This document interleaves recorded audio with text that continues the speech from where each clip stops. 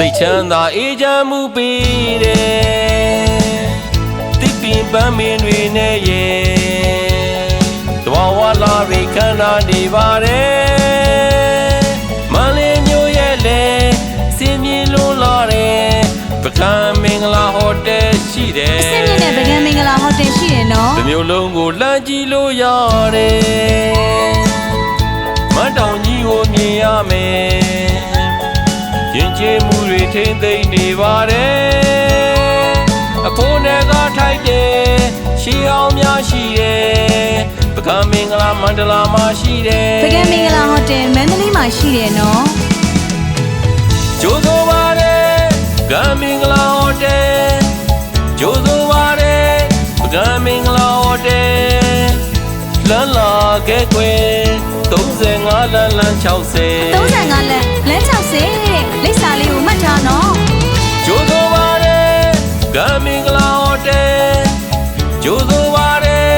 ပကံမင်္ဂလာဟိုတယ်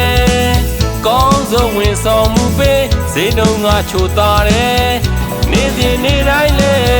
ရုပ်သေးဝဲများဖြောပြတယ်ရုပ်သေးပွဲတွေလည်းနေတိုင်းဖြောပြပါရရှင်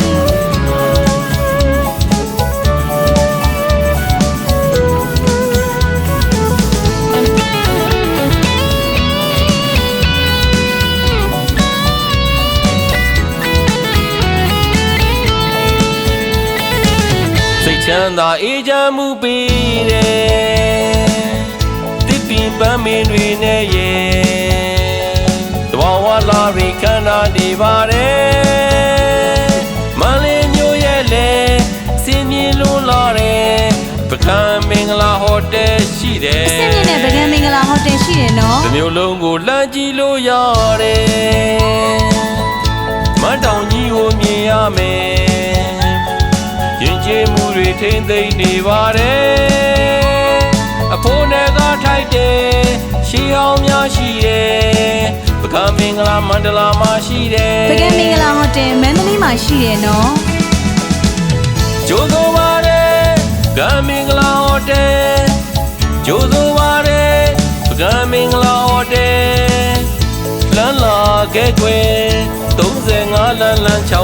35လမ်း60တဲ့လိပ်စာလေးကိုမှတ်ထားနော်